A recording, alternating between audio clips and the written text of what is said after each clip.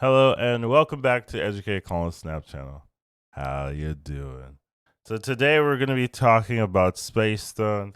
I will say I'm a little bit late today. I was busy yesterday, but I wanted to at least try to get this out for you guys. I did kind of feel like should I even make this, but still think it makes sense to still talk about it. So let's get right into it.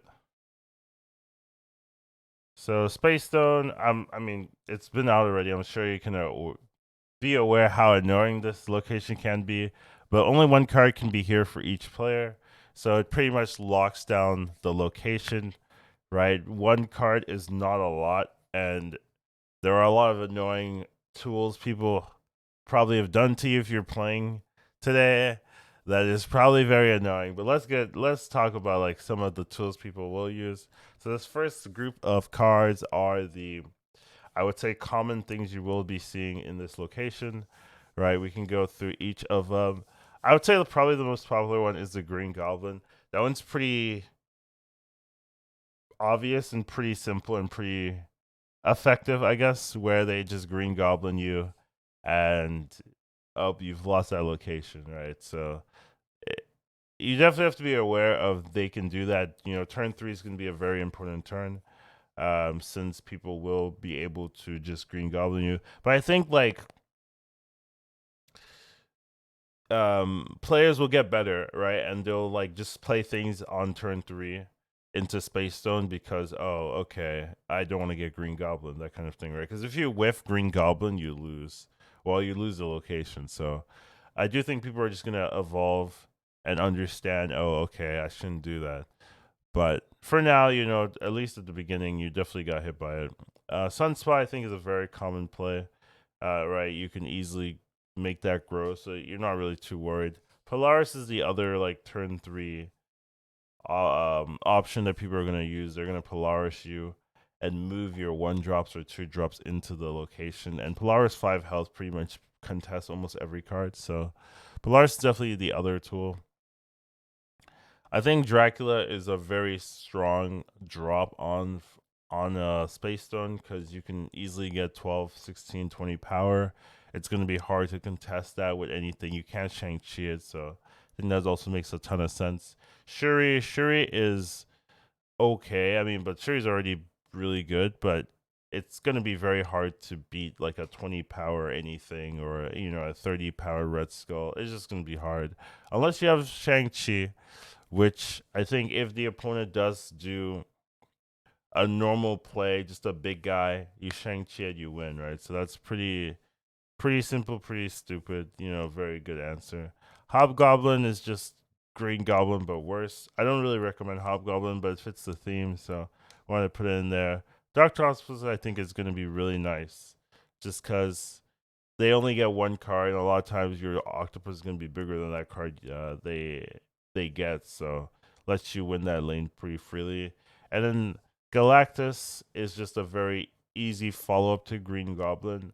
Lets you like ignore the rest of the game. You go Green Goblin.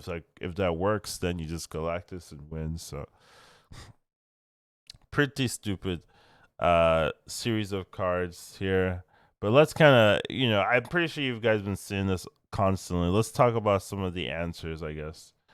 Uh, I will say one answer, just fundamentally, is play into the Space Stone turn three, right? Because if they play Polaris, if they play Green Goblin, right, at least you're gonna have something to contest that. So it's just something to look at. If you can play into Space Stone and then like still affect that lane somehow, that's really like the best way of doing it. All right, so let's talk about some of the options. So these are like the tools I'd say to kind of circumvent the location. Electra, I think if they're going to be playing any one drops, right, like Sunspot, it's basically Killmonger, but for one, right? I know Killmonger is probably pretty popular, but you could also consider Electra. It does the same thing for what you want. But it's a lot cheaper, and you can still contest other lanes very easily. And one power is all you need, right? You don't have to overkill by two or anything. So Electra is definitely something. Killmonger is the same vibe, right? Like okay, I need to get rid of the one, so let's Killmonger. Nightcrawler, I think, is actually a fantastic addition as a counterplay, but you don't play this on 1. You play this on 3, right? Because you want to bait um, their Polaris and their Green Goblin, right? You play this on 3. You bait their Green Goblin, they instantly lose that lane. You bait their Polaris, now you can move Nightcrawler away and then win that lane, right? So, you don't want to reveal your card early, right? So you wouldn't play this on 1, you wouldn't play this on 2, you wouldn't play this on 3, and that's the difference. Same thing with Ebony Maw. Don't play this on 1, don't play this on 2, you play this on 3, right? You bait their Green Goblin, you bait their Polaris. And I like Ebony Maw anyways because it's 7 power for a lane.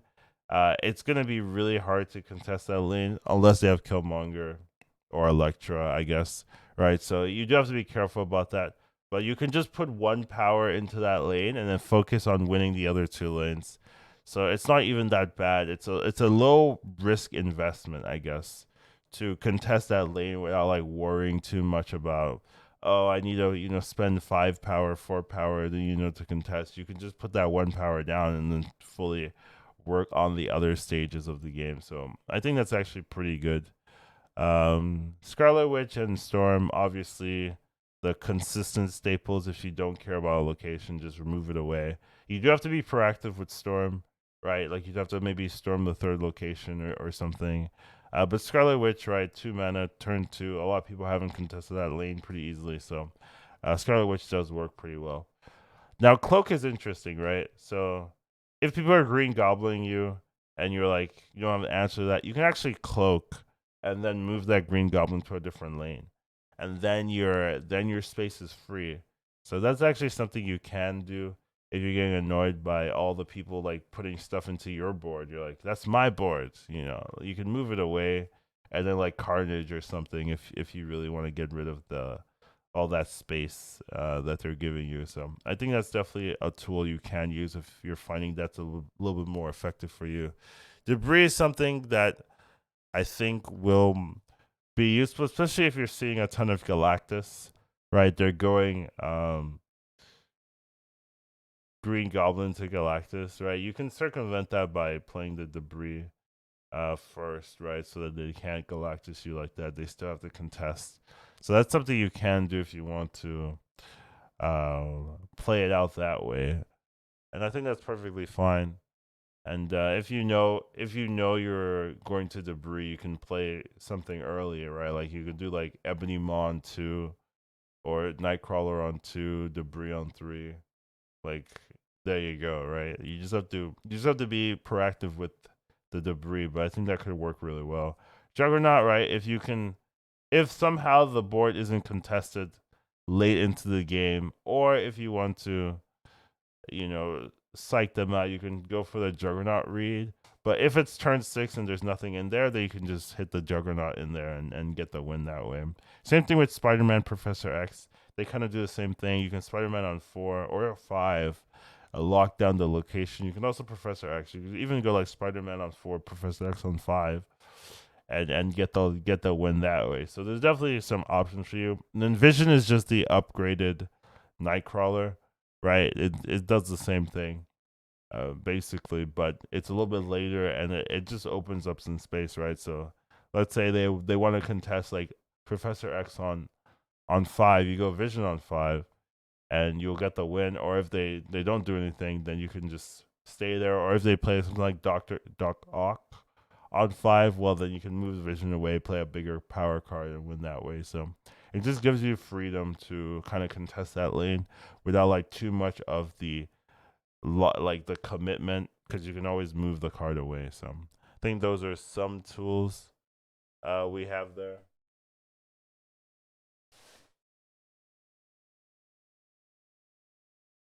And then last section I would say is just the unique answers. So this isn't like the super popular cards, but these are cards you can think about. I will say Thanos is popular. Like that one doesn't count, right? Because Thanos is very played right now. So Thanos, right? He has Reality Stone. He has like the Movement Stone, right? So you could play the Movement Stone. I wonder if they tell you what the stones are. I don't. Yeah, I don't have the the stones like memorized. But there's a stone that moves cards, like lets you move a card on that location away, right? So if you're playing Thanos, you could play that movement stone on 3, see if it hits, if you counter the Green Goblin, and then move the stone out of there. Or you could play Reality Stone and just like say, I don't want to play into Space Stone. Or you could somehow survive and then play your buffed up Thanos on the Space Stone and just win that way. So there's definitely some answers there. I think Thanos is like just a very flexible card in general, so definitely works here. Here you have the Gambit, right? If you wanna meme, you can go full destruction combo and then blow up their whole board, and that's pretty fun. Or you could like tempo Gambit on 3 or something and see how if it works out. But it's definitely a idea. I wouldn't recommend it, but it's see if it fits your deck already. If you're playing discard or something, might be easy to do. Mr. Fantastic Omega Red, right? Those affect powers even if they're not in the lane, right? So same thing with Claw, right? So one way you can deal with the Space Stone is okay. They played what Green Goblin? Well, I'll claw it anyways, right? I'll go Mr. Fantastic Claw anyways, and I'll win that way. So you can definitely affect the location even if you can't put stuff in it. You can still win that way, and I think that's a very intelligent way of like sneaking cubes or sneaking like winning games from your opponent if they think, oh, I've Green Goblin, I've won that lane, I don't have to contest it anymore. Well, then you claw it and you win anyway. So definitely think that's a tool you can do.